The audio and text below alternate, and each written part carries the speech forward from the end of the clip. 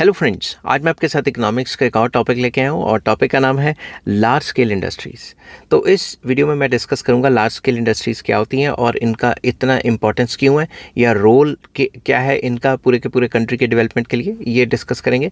Long question होने वाला है और जिस हिसाब से पेपर में लिखना है मैंने उस हिसाब से लिखा हुआ है। तो चलिए शुरू करते हैं। द मैन्युफैक्चरिंग और service enterprises which have investment in plant and machinery और equipments exceeding 50 crore or the annual turnover or sales exceeding 250 crore are termed as large scale enterprises. तो लार्ज स्केल एंटरप्राइजेस वो एंटरप्राइजेस हैं, वो companies हैं जिनमें मशीनें वगैरह या इक्विपमेंट्स 50 करोड़ या उससे ज़्यादा मिलेंगी और उनका जो टर्नओवर है वो 250 करोड़ या 250 करोड़ से ज़्यादा ही मिलेगा। ठीक है, तो अब ये तो हो गया मीनिंग। ठीक है, अब ये टाइम टू टाइम चेंज भी होता रहता है क्योंकि जो सरकारें हैं वो MSMEs या स्मॉल स्केल इंडस्ट्रीज़ या जो लार्ज स्केल इंडस्ट्रीज़ हैं उनकी definition time to time change करती रहती है। जिस टाइम पे मैं ये वीडियो बना रहा हूँ उस टाइम की डेफिनेशन ये है। तो अब मेन मुद्दा जो चेंज नहीं होगा वो ये है कि हमारे कंट्री के लिए लार्ज स्केल जो इंडस्ट्रीज़ हैं वो इतनी ज़्यादा इंपॉर्टेंट क्यों है। ये आपको क्वेश्चन आ जाता है role of large scale industries क्या है, तो वो चीज़ मेन है। ये चीज़ चेंज नहीं होगी, ऊपर वाली डेफिनेशन जो on the basis of numbers change होती रहती है। Industrialisation plays an important role in the economic development of India और एनी अदर कंट्री। किसी भी कंट्री के लिए इंडस्ट्रियलाइजेशन काफ़ी इंपॉर्टेंट रोल प्ले करती है। विदाउट इंडस्ट्रियलाइजेशन डेवलपमेंट ना के बराबर होगी। ठीक है, importance of large scale industries are as under. तो कौन कौन सी है? Number 1, balanced economy, very important. Indian economy is unbalanced because most of its population is engage in agriculture. असल ज़िंदगी में देखा जाए तो इंडियन इकोनॉमी में ज़्यादातर लोग एग्रीकल्चर सेक्टर में एंगेज हैं, इसलिए जो इंडियन इकोनॉमी है वो इनहेरेंटली जो है अनबैलेंस्ड है। Uncertainty prevails in the agriculture sector. Agriculture sector highly uncertain है, ये आपको पता है। बारिश हो गई तो ठीक है, नहीं बारिश हुई तो काम ख़त्म समझो, या ज़्यादा बारिश होगी तो भी एग्रीकल्चर का काम ख़त्म समझो। ठीक है, industrialisation will help to balance the economy and will reduce the dependence on agriculture. तो इंडस्ट्रियलाइजेशन आएगी तो इंडस्ट्रीज़ फैलेंगी, लोगों को वहाँ पे जॉब्स मिलेंगी और जो एग्रीकल्चर सेक्टर के ऊपर जो डिपेंडेंस है वो कम हो जाएगी। On account of its dependence on agriculture Indian economy remains unstable. तो जितनी ज़्यादा एग्रीकल्चर पर डिपेंड करती है हमारी इकोनॉमी उतना ज़्यादा जो इंडियन इकोनॉमी अनस्टेबल रहती है और रहेगी भी। ठीक है, natural factors play dominant role in agriculture. Agriculture में जैसा कि मैंने पहले बताया कि जो नेचुरल फैक्टर्स है वो काफ़ी इंपॉर्टेंट रोल प्ले करते हैं। If nature is unkind it plays havoc in agriculture and brings down the production. अगर नेचर मतलब काफ़ी ज़्यादा नेगेटिव रोल प्ले करे, जैसे बहुत ज़्यादा बारिश हो जाए, फ्लड्स आ जाए, तो भी एग्रीकल्चर का बैंड बज जाएगा। और अगर फॉर एग्जांपल बारिश बिल्कुल भी ना पड़े तो भी एग्रीकल्चर का जो है बैंड बच जाएगा, क्योंकि अभी भी हमारे कंट्री में इरिगेशन फैसिलिटीज़ इतनी ज़्यादा नहीं है। On the contrary man plays an important role in industries. इंसान का जो इंडस्ट्रीज़ में है वो काफ़ी इंपॉर्टेंट रोल है। कैसे? बारिश हो ना हो वो तो अंदर चलती रहेगी, बट अंडर एक्सट्रीम सिचुएशंस, भूकंप आ गई, बहुत ज़्यादा बाढ़ आ गई, तो इंडस्ट्रीज़ भी बंद हो सकती हैं, मगर इतनी ज़्यादा अनस्टेबल नहीं है जितना अनस्टेबल एग्रीकल्चर सेक्टर है। Development of industries therefore imparts greater stability in the economy. तो इसीलिए इंडस्ट्रियल सेक्टर जो है ज़्यादा स्टेबिलिटी प्रोवाइड करता है कि अगर हल्की फुल्की कुछ होता भी रहता है तो इंडस्ट्री में तो काम चलता रहेगा ना। सेकेंड पॉइंट आ जाता है इंक्रीज इन वेल्थ। तो इंडस्ट्रियल सेक्टर वेल्थ कमा के देता है पूरे के पूरे कंट्री को। कैसे? To increase the wealth in India or in any other country, development of industries is most essential। तो अगर कंट्री ने वेल्थ कमानी है, नेशनल इनकम बढ़ानी है काफ़ी तेज़ी से, तो इंडस्ट्रियलाइजेशन या industrial sector, large scale sector काफ़ी इंपॉर्टेंट रोल प्ले करता है। ठीक है, कैसे? Natural resources and raw materials are properly utilised in industries. तो जितने भी कंट्री के नेचुरल रिसोर्सेज हैं या रॉ मटेरियल का भंडार पड़ा है किसी भी कंट्री के पास, तो उसको इंडस्ट्रीज़ में अच्छे तरीके से इंडस्ट्रियल सेक्टर में यूटिलाइज किया जा सकता है। Development of industries helps in develop trade, banking, transport etcetera. तो अगर इंडस्ट्रीज डेवलप होंगी तो ये जो सर्विसेज हैं like trade, banking, transport, communication etcetera, ये भी खुद ब खुद डेवलप हो जाएंगी। तो जो इंडस्ट्रियल सेक्टर है वो काफ़ी इंपॉर्टेंट रोल प्ले करता है इन सर्विसेज को या इंफ्रास्ट्रक्चर को डेवलप करने के लिए भी। थर्ड आ जाता है per capita production in industries is more then in agriculture. Agriculture से कई गुना ज़्यादा काम इंडस्ट्री करती है और इंडस्ट्रियल सेक्टर में पर कैपिटा कह सकते हैं पर कैपिटा प्रोडक्शन या पर कैपिटा आउटपुट, जितने इंसान लगे हुए हैं, अगर जितनी टोटल प्रोडक्शन है डिवाइडेड बाय जो इंडस्ट्रियल सेक्टर में इंसान लगे हुए हैं, तो जो प्रोडक्शन या पर बंदा आउटपुट आएगी वो एग्रीकल्चर सेक्टर से कई गुना ज़्यादा है, ठीक है। इसलिए भी जो इंडस्ट्रियल सेक्टर है वो काफ़ी इंपॉर्टेंट माना जाता है इकोनॉमिक डेवलपमेंट के लिए। थर्ड पॉइंट आ जाता है मोर कैपिटल फॉर्मेशन। इन्वेस्टमेंट्स काफ़ी ज़्यादा होती है इंडस्ट्रियल सेक्टर में as compare to agriculture sector. Capital formation depends upon the facilities of savings and investment. Capital formation किस पे डिपेंड करता है कि कंट्री पे सेविंग और इन्वेस्टमेंट कितनी ज़्यादा हो रही है, ठीक है। अब income of the people increases as a result of industrialisation. Industrialisation होगी तो लोगों की इनकम्स बढ़ेंगी, अगर इनकम्स बढ़ेंगी तो क्या होगा, their capacity to save also increases. वो बैंकों में ज़्यादा पैसे रखेंगे, बैंक आगे लोन ज़्यादा देंगे। Besides industrialisation generates investment facilities. तो जितना ज़्यादा इंडस्ट्रियलाइजेशन फैलेगी उतना ज़्यादा नई नई इंडस्ट्रीज़ की अपॉर्चुनिटीज़ आएंगी और लोग ज़्यादा से ज़्यादा इन्वेस्टमेंट भी करेंगे। As a result more investment takes place and rate of capital formation increases. तो जितनी ज़्यादा इन्वेस्टमेंट अपॉर्चुनिटीज़ आएंगी, लोग उतने ज़्यादा स्टार्टअप्स वगैरह करेंगे और उतना ही ज़्यादा क्या कहते हैं कैपिटल फॉर्मेशन होगी कंट्री में। जिस कंट्री में ज़्यादा कैपिटल फॉर्मेशन होती है उसमें डेवलपमेंट का लेवल भी हाई चला जाता है। नेक्स्ट आ जाता है increase in employment, very important. Industrialisation facilitates setting up of new industrial units. जैसे जैसे इंडस्ट्रियलाइजेशन फैलती है वैसे वैसे नई नई टाइप की कंपनीज खुलती हैं। Millions of unemployed persons gate employment in these industries. तो लाखों लोग हैं जिनको नौकरियां मिलती हैं, मिलियंस ऑफ पीपल्स हैं जो वेले बैठे हैं और जब नई कंपनी खुलेगी उसमें जॉब्स वगैरह मिलेंगी। It brings down the volume of unemployment in the economy. तो इससे इंडस्ट्रियलाइजेशन से या लार्ज सेक्टर जो लार्ज इंडस्ट्रीज़ हैं इसमें ज़्यादा से ज़्यादा जॉब्स, जितनी ज़्यादा कंपनीज खुलेंगी उतनी ज़्यादा जॉब्स जनरेशन होंगी, तो अनएम्प्लॉयमेंट कम होती है फैक्ट्रीज खुलने से या इंडस्ट्रियलाइजेशन आने से। नेक्स्ट आ जाता है increase in national income, very important. Natural resources will be exploited properly as a result of industrialisation. जहाँ जहाँ इंडस्ट्रियल सेक्टर फैलता है वो रॉ मटेरियल जो है उसको चाहिए होता है और नेचुरल रिसोर्स को फुली यूटिलाइज कर पाता है। हालांकि कुछ जो एनवायरमेंटलिस्ट्स हैं वो ये कहते हैं कि बड़ी बड़ी फैक्ट्रीज़ या बड़ी बड़ी इंडस्ट्रीज़ खुलने से रॉ मटेरियल की एक्सप्लॉयटेशन और नेचुरल रिसोर्सेज की एक्सप्लॉयटेशन काफ़ी तेज़ी से हो रही है, तो इतना तेज़ एक्सप्लॉयटेशन का लेवल नहीं होना चाहिए, वो एनवायरमेंटलिस्ट्स का अपना मानना है, ठीक है। तो यहाँ पर हम ये डिस्कस कर रहे हैं कि जैसे जैसे फैक्ट्रीज़ या इंडस्ट्रीज़ खुलेंगी, बड़ी बड़ी इंडस्ट्रीज़ आएंगी, वैसे वैसे नेशनल इनकम भी बढ़ेगी, क्योंकि वो जो कंट्री के जो नेचुरल रिसोर्सेज हैं उसको अच्छे से यूटिलाइज कर लेती है। It will increase production and trade, national and per capita income. तो ये प्रोडक्शन को बढ़ाएगी, ट्रेड को बढ़ाएगी और नेशनल इनकम और पर कैपिटा इनकम दोनों को बढ़ाएगी, ठीक है। अब इससे कई लोग कहते हैं कि लार्ज स्केल इंडस्ट्रीज़ के आने की वजह से इनइक्वालिटीज़ ऑफ इनकम एंड जो डिस्ट्रीब्यूशन है वो अनइक्वल हो जाती है। वो भी एक नेगेटिव पॉइंट है, बट यहाँ पे हम पॉजिटिव पॉइंट्स की बात कर रहे हैं। नेक्स्ट आ जाता है less pressure of population on agriculture. Agriculture पे जो प्रेशर ऑफ पॉपुलेशन है वो कम हो जाता है जैसे जैसे इंडस्ट्रीज़ खुलती हैं। About 46.2% of the Indian population depends on agriculture for its livelihood. तकरीबन 46 पॉइंट समथिंग परसेंट, जिस टाइम पे मैं वीडियो बना रहा हूँ उस टाइम का डाटा है, डाटा ऊपर नीचे हो सकता है, तो इतने परसेंट लोग जो हैं टोटल पॉपुलेशन में एग्रीकल्चर के ऊपर डिपेंड करते हैं अपनी लाइवलीहुड के लिए, मतलब वही काम करते हैं एग्रीकल्चर का। Because of this excessive pressure of population agriculture is in a backward state. अगर इतने ज़्यादा लोग एग्रीकल्चर में आ जाएंगे तो per capita availability of land कम हो जाएगा, तो एग्रीकल्चर बैकवर्ड रह जाएगा।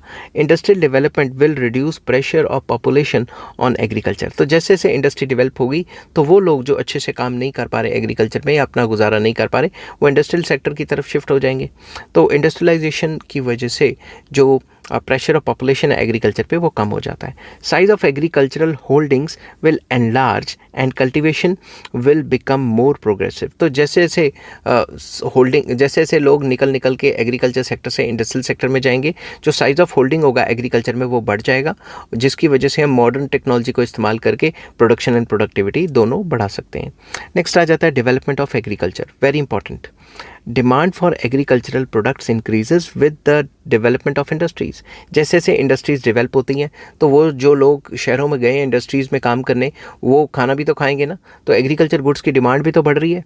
It is because many industries like cotton textile जो है वो रॉ मटेरियल भी तो लेती है ना। अब ऐसी इंडस्ट्रीज़, एक तो फूड की डिमांड बढ़ गई, दूसरा अगर इंडस्ट्रीज़ बढ़ेंगी तो वो रॉ मटेरियल भी तो एग्रीकल्चर से लेती है ना, जैसे textile, jute, sugar, paper etcetera, ये सारी industries depend for their raw materials on agriculture. तो एग्रीकल्चर के ऊपर इनकी डिपेंडेंस काफ़ी ज़्यादा रॉ मटेरियल्स के लिए।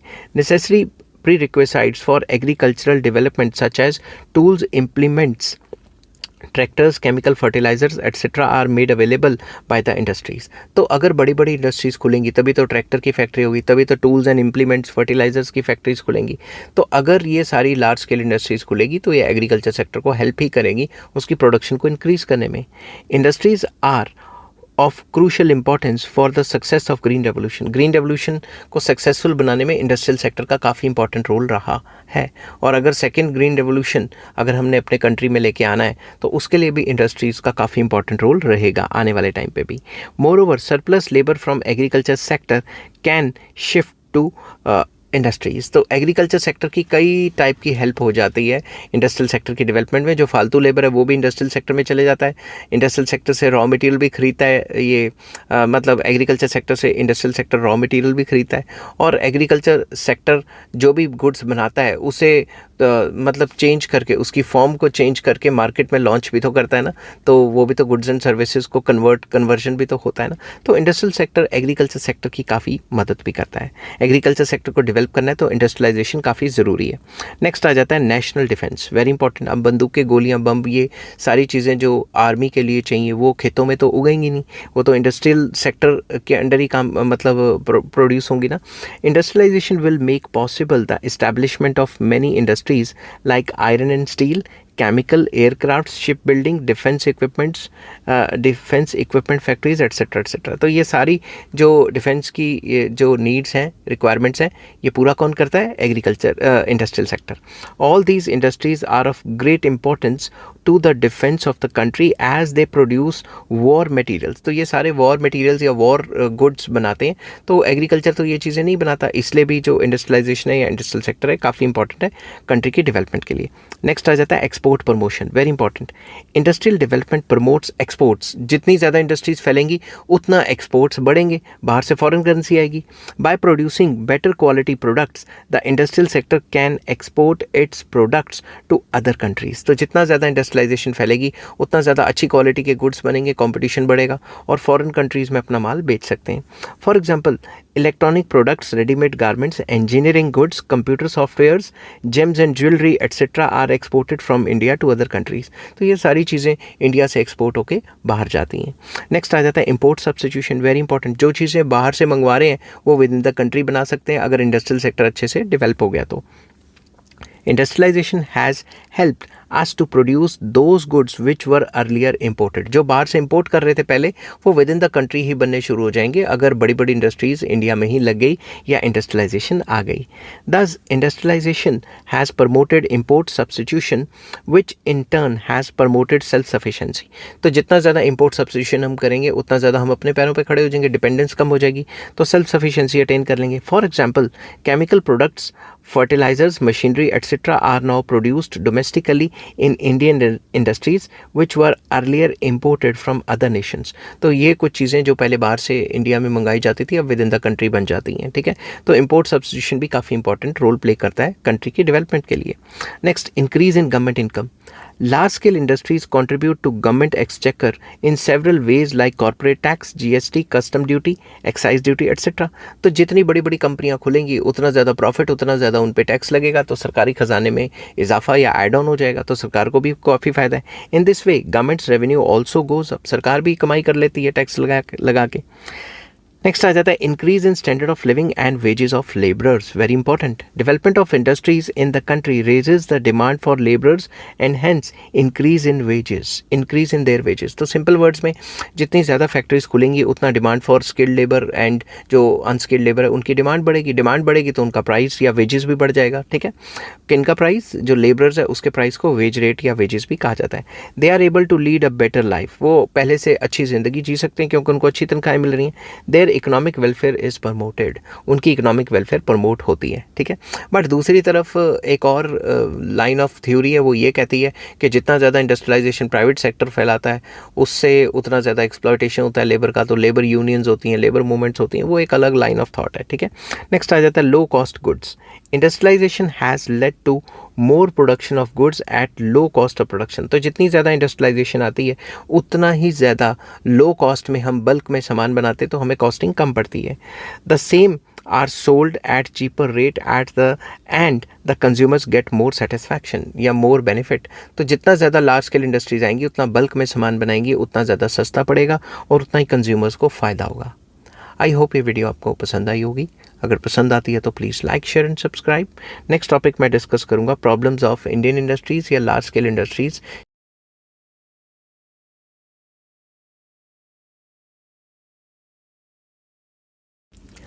हेलो फ्रेंड्स, आज मैं आपके साथ इकोनॉमिक्स का एक और टॉपिक लेके आया हूँ और टॉपिक का नाम है प्रॉब्लम्स ऑफ इंडियन इंडस्ट्रीज़। जो इंडियन इंडस्ट्रीज़ है overall, large scale industries, small scale industries, medium industries, जितनी भी हैं इंडस्ट्रीज़, इनकी प्रॉब्लम्स क्या हैं, तो वो चीज़ डिस्कस करेंगे। और ये लॉन्ग क्वेश्चन है और लॉन्ग क्वेश्चन के हिसाब से मैंने अटैम्प्ट किया हुआ है। तो चलिए शुरू करते हैं। फर्स्ट पॉइंट आ जाता है lack of cheap power resources. Very important. Cheap power is needed to operate the industries को चलाने के लिए सस्ती ऊर्जा तो चाहिए ना, सस्ती बिजली तो चाहिए ना। विदाउट बिजली कैसे काम करेंगे, समझ के बात। 3 sources of power in India are coal, कोयले से निकाली जाती है, ऑयल से निकाली जाती है, एंड जो प्रॉपर जो इलेक्ट्रिसिटी है वो, ये 3 सोर्सेज हैं किसी भी जो कंपनी के अंदर मशीनों को चलाने के लिए। Coal available in India is of poor quality. India में जो कोल अवेलेबल है वो पुअर क्वालिटी का है, बाहर से इंपोर्ट कराएंगे तो पैसे ज़्यादा पड़ेंगे। It costs a lot to transport coal to different parts of the country. एक जहाँ पे कोयले की खदानें हैं वहाँ से लेकर दूसरी जगह तक कोयले को पहुँचाना काफ़ी जो है महंगा पड़ता है। India's capacity to generate electricity is tremendous. India की कैपेसिटी तो बहुत है इलेक्ट्रिसिटी को जनरेट करने की, but this source has not yet been fully tapped. इसको अच्छे से यूटिलाइज नहीं किया जा रहा। सोलर प्लांट्स लगाने चाहिए और डैम्स वगैरह बनाने चाहिए। जितना एफिशिएंसी से बिजली को प्रोड्यूस किया जाना चाहिए उतना फ़िलहाल नहीं हो पा रहा। इन मैटर ऑफ ऑयल, अगर ऑयल की बात करें तो इंडिया में तो ऑयल पता ही आप लोगों को कितना बाहर से इंपोर्ट कराना पड़ता है। India has to depend on other countries for जो ऑयल है उसको। इंडिया को तेल के लिए, क्रूड ऑयल के लिए अगर मशीनें चलानी है तो उसके लिए जो मतलब रिसोर्स चाहिए उसमें ऑयल भी एक इम्पॉर्टेंट पार्ट आ जाता है। तो ऑयल के लिए हमें बाहर के मुल्कों पे डिपेंड करना पड़ता है। More over price of crude oil has been rising constantly, और कंटिन्यूसली कुछ भी लिख सकते हो। तो लगातार क्रूड ऑयल का रेट बढ़ता जा रहा है, तो इसलिए भी जो चीप पावर रिसोर्स है वो इंडिया में अवेलेबल नहीं है फ़िलहाल के लिए। ठीक है, नेक्स्ट आ जाता है second point, lack of skilled workers. In order to run modern industries properly, skilled workers are required. किसी भी फैक्ट्री को चलाना है अच्छे तरीके से, मॉडर्न मशीनें, तो स्किल्ड वर्कर्स चाहिए। India faces acute shortage of skilled labourers. Skilled labourers की इंडिया में काफ़ी ज़्यादा प्रॉब्लम आ रही है।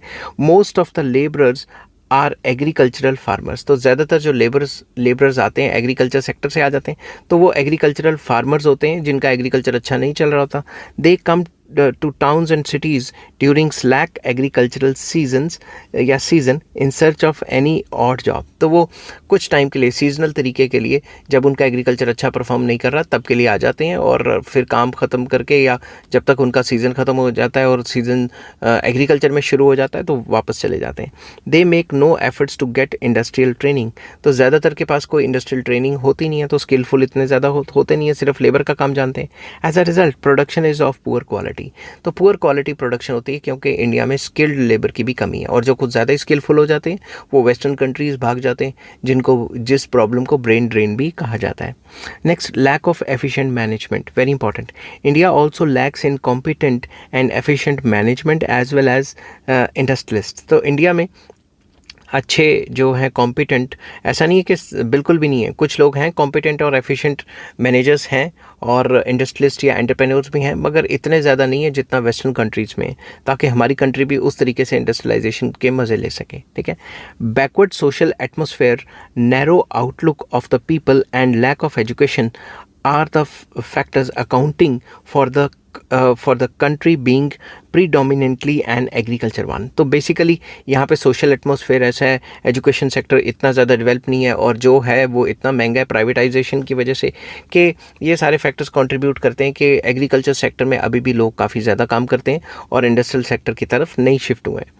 Even educated persons prefer white collar services या service to undertaking risky ventures. तो सिंपल वर्ड्स में ये है कि जो लोग पढ़े लिखे भी हैं वो इतना ज़्यादा रिस्क लेना नहीं चाहते, स्टार्टअप्स वगैरह नहीं खोलना चाहते, क्योंकि उनकी जो इकोनॉमिक पोजीशन है वो इतनी ज़्यादा स्ट्रांग नहीं होती कि वो किसी भी टाइप का रिस्क ले सकें। तो जो पढ़े लिखे लोग हैं वो भी वाइट कॉलर जॉब्स करना चाहते हैं, वो किसी के अंडर एम्प्लॉयमेंट ही करना चाहते हैं बजाय इसके कि वो अपना कोई रिस्की वेंचर खोलें या कोई स्टार्टअप खोलें। नेक्स्ट आ जाता है shortage of raw material, very important. Industries in India get poor quality raw materials. तो जब रॉ मटेरियल्स ही पुअर होंगे तो जो आपकी पैदावार है या प्रोडक्शन है वो भी इतनी अच्छी क्वालिटी की भी नहीं होगी और महंगी भी होगी। In post partition period India faced acute shortage of raw jute, fine quality cotton etcetera. तो जब पार्टीशन हुआ था उसके बाद से ही हमें जो जूट है, जो जूट प्रोड्यूसिंग जो जगह है वो बांग्लादेश में चलेगी और फैक्ट्रीज इंडिया में आ गई, तो इसमें भी काफ़ी ज़्यादा प्रॉब्लम्स हो गई हमें, ठीक है। These were imported at a high price causing the cost of production to rise very high. तो अगर हम ये चीज़ें बाहर से इम्पोर्ट करते हैं रॉ मटेरियल वगैरह, तो जो कॉस्ट ऑफ प्रोडक्शन है वो काफ़ी बढ़ जाती है। On account of inferior quality of raw materials finish products are also of poor quality. तो अगर हम यहीं से लोकली मेड रॉ मटेरियल्स लेते हैं, अगर उनकी क्वालिटी पुअर है तो जो हम फिनिश गुड बनाएंगे वो भी पुअर क्वालिटी का होगा। Acute shortage of non ferrous metals like tin, zinc, lead, sulphur etcetera also hampers industrialisation of the country. तो हमारे यहाँ जो मेटल्स है उसकी भी, जो नॉन फेरस मेटल्स हैं उनकी भी काफ़ी कमी है। ये हम बाहर से मंगवाते हैं तो कॉस्ट ऑफ प्रोडक्शन काफ़ी ज़्यादा बढ़ जाती है। तो ये भी एक नेगेटिव पॉइंट आ जाता है, प्रॉब्लम आ जाती है इंडस्ट्रियल सेक्टर के सामने। नेक्स्ट आ जाता है poverty. India is a poor country. ये सबको पता है इंडिया एक पुअर कंट्री है, डेवलप कंट्री नहीं है।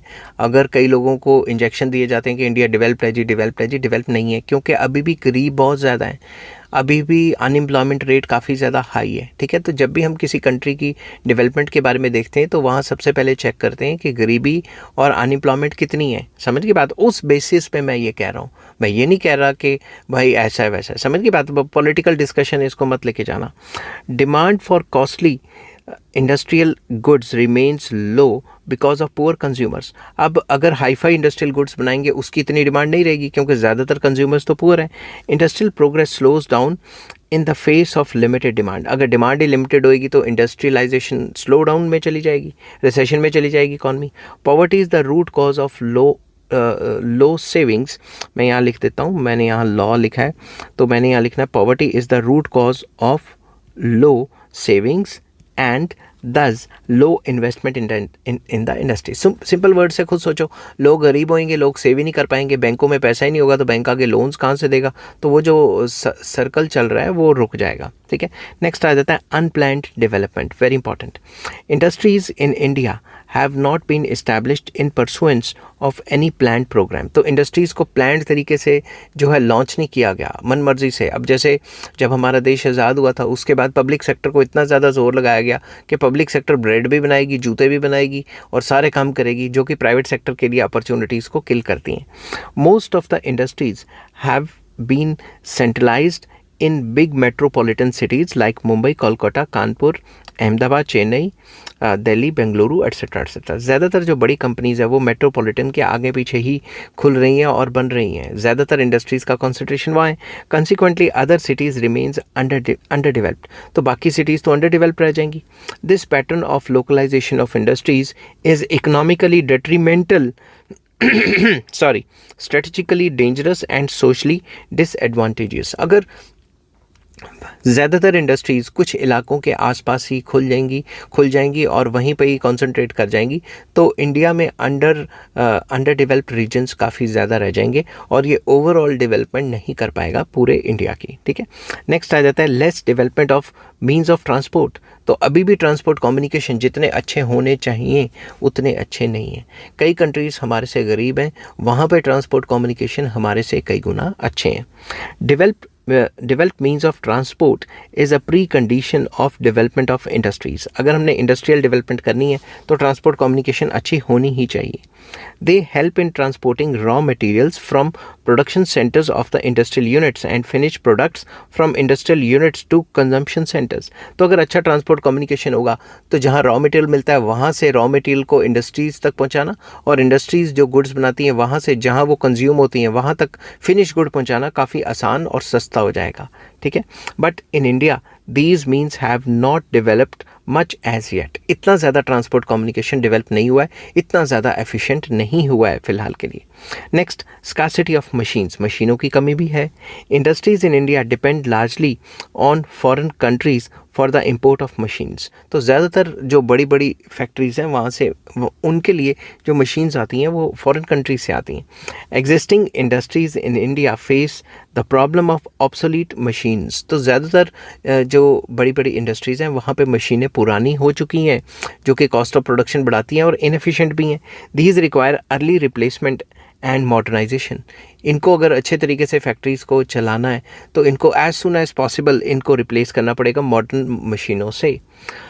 Obsolete machines produce poor quality goods at relatively high cost. तो अगर पुरानी मशीनें या आउटडेटेड टेक्नोलॉजी यूज़ करेंगे तो उससे होगा क्या, एक तो पुअर क्वालिटी गुड्स बनेंगे और कॉस्टिंग भी बहुत ज़्यादा हाई आएगी। Shortage of machines also accounts for the backwardness of Indian industries. तो जितना मशीनें शॉर्ट हो जाएंगी, जितना अवेलेबिलिटी ऑफ मॉडर्न मशीन्स नहीं होगी, उतना जो इंडियन इंडस्ट्रीज़ हैं वो बैकवर्ड रह जाएंगी क्योंकि माल भी महंगे में बनेगा और जो एफिशिएंसी है वो भी कम हो जाएगी।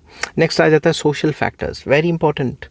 Several social factors in India are also responsible for hindering the development of industries. That is, savings are not possible in the face of rapid increase in population. जैसे जैसे पॉपुलेशन बढ़ रही है वैसे खाने पीने पे इतना खर्चा हो जाता है तो फिर सेविंग्स कहाँ से होंगी। People spend large part of their income on social customs and rituals. Social custom and रीति रिवाज पे लोग इतना ज़्यादा पैसे खर्च कर देते हैं, शादी ब्याह पे इतना ज़्यादा पैसे खर्च कर देते हैं, सेविंग्स काफ़ी लो हैं।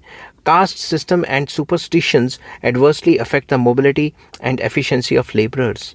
तो एक और वजह है जो कास्ट सिस्टम वगैरह है और लोग जो अंधविश्वासी हैं उससे जो लेबर की एफिशिएंसी या लेबर की जो मोबिलिटी है एक जगह से दूसरी जगह जाने की वो काफ़ी रिजिड हो जाती है। ठीक है, सच बैकवर्डनेस या such backward social environment obstructs the industrial development. अगर इतना ज़्यादा बैकवर्ड सोच रखेंगे हम तो इंडस्ट्रियल डेवलपमेंट काफ़ी मुश्किल हो जाएगी। अभी भी कई लोग जो पढ़े लिखे हैं वो ये बातें नहीं मानते, मगर अभी भी कई लोग जो पढ़े लिखे कम हैं और कई तो पढ़े लिखे भी हैं ऐसे जो कि ये जात पात धर्म इसी में फंसे हुए हैं और आगे की सोच नहीं रख पा रहे हैं। ठीक है, नेक्स्ट आ जाता है lack of credit facilities, very important. Indian industries are still not getting the benefit of credit facilities at lower interest rates. अभी भी लो रेट ऑफ इंटरेस्ट पे उनको जो है लोन्स वगैरह नहीं मिल पा रहे हैं। Indian money market is still not develop. India में जो मनी मार्केट है वो अभी इतनी वेस्टर्न जो लेवल्स के ऊपर उसकी डेवलपमेंट नहीं हो पाई है। Particularly cottage and village industries are not getting adequate cheap credit from formal credit sources. जो फॉर्मल क्रेडिट सोर्सेज है बैंक्स एंड फाइनेंशियल इंस्टीट्यूशंस, उनसे इन कंपनी छोटी छोटी कंपनीज़ को विलेज एंड कॉटेज इंडस्ट्रीज़ को अच्छे से लोन मिल ही नहीं पा रहा है क्योंकि इनके पास कुछ जो है गिरवी रखने के लिए सिक्योरिटी देने के लिए होता ही नहीं है। Next, poor quality production, very important. Due to poor technology method of production of many industries are outdated. तो अगर टेक्नोलॉजी पुअर यूज़ करेंगे तो जो माल बनेगा वो भी तो पुअर क्वालिटी का ही बनेगा ना। तो ज़्यादातर इंडस्ट्रीज़ में जो मशीनें पड़ी हैं वो आउटडेटेड हो चुकी हैं। It results in poor quality products with higher per unit cost of production. वही वाली बात कि पुअर टेक्नोलॉजी से काम करेंगे तो पुअर क्वालिटी ऑफ प्रोडक्ट बनेगा और कॉस्ट ऑफ प्रोडक्शन भी बढ़ जाएगी। Such industrial units face difficulty in marketing their products क्योंकि क्वालिटी पुअर होती है और होता भी महंगा है। Next, foreign competition, very important. Since 1991 entry of foreign enterprises in Indian economy has been liberalise. 1991 के बाद लिबरलाइजेशन आया, ग्लोबलाइजेशन, प्राइवेटाइजेशन आया, तो बाहर से कंपनीज आनी शुरू हो गई और यहाँ पे हमारी कंपनीज के साथ कंपटीशन बहुत ज़्यादा हुआ उनका। In many areas multinational corporations या companies MNCs have started their operations in India. तो कई फील्ड्स में जो मल्टीनेशनल कंपनीज है वो आ गई और उन्होंने अपना काम करना शुरू कर दिया। Indian industries particularly small scale industries जिसको SSIs भी कहा जाता है find it difficult to compete with such foreign enterprises। तो इन फॉरेन कंपनीज़ के साथ कंपटीशन करना काफ़ी मुश्किल हो गया क्योंकि हमारी कंपनीज छोटी छोटी सी तो थी, अब फॉरेन कंपनीज़ को कैसे झेल पाएंगी जो इतने सस्ते में अपना माल बेचती हैं। नेक्स्ट आ जाता है 13th, industrial disputes, very important. Industrial disputes are still very common in Indian industries. हर तीसरे दिन हड़ताल हो जाती है, कोई ना कोई डिस्प्यूट मैनेजमेंट और लेबर के बीच में पड़ जाता है। These disputes results in strikes and lockouts. इसकी वजह से स्ट्राइक हो जाती है, लॉकआउट हो जाता है, मुजाहरा हो जाता है। These disputes badly affect the efficiency of these industrial units and result in wastage of resources. तो इतना टाइम, मनी, एफर्ट वेस्ट हो जाता है इन जो डिस्प्यूट्स हैं उनको सॉल्व करने के लिए। आई होप ये वीडियो आपको पसंद आई होगी। अगर पसंद आती है तो please like, share and subscribe. Take care, bye bye.